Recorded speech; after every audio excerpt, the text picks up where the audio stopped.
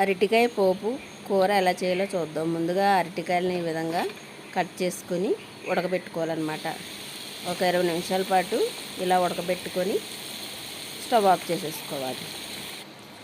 దీనికి తాలింపుకి శనగపప్పు, జీలకర్ర, మినప్పప్పు, ఎండుమిరపకాయలు, కరివేపాకు, ఆవాలు కావాలి, పసుపు, ఉప్పు కావాలి.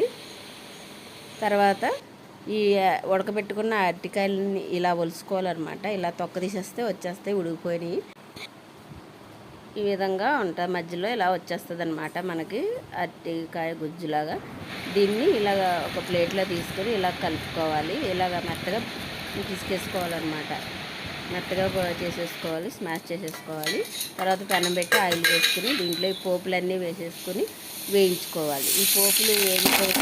ఈ పోపులు బాగా వేగిపోవాలి. ఇలాగ కలరు శనగపప్పు కొంచెం కలర్ బ్రౌన్ కలర్ వచ్చే వరకు వేయించుకొని దీంట్లో ఇప్పుడు ఒక ఆనియన్, మీడియం సైజ్ ఆనియన్ కొంచెం కట్ చేసుకుని ఇది కూడా వేయించుకొని ఈ ఆనియన్స్ కూడా వేయించుకోవాలి బాగా వేగే వరకు. తర్వాత పసుపు వేసుకోవాలి, ఉప్పు వేసుకోవాలి.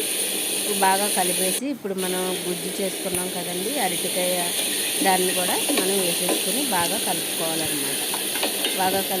బాగా కలిసేటట్లు ఒక 5 నిమిషాలు అటు సిమ్లో పెట్టి కలిపితే మొత్తం కలిసిపోతుంది. అప్పుడు స్టవ్ ఆఫ్ చేసేసుకోవాలి. అంటే అరటికాయ పప్పు రెడీ.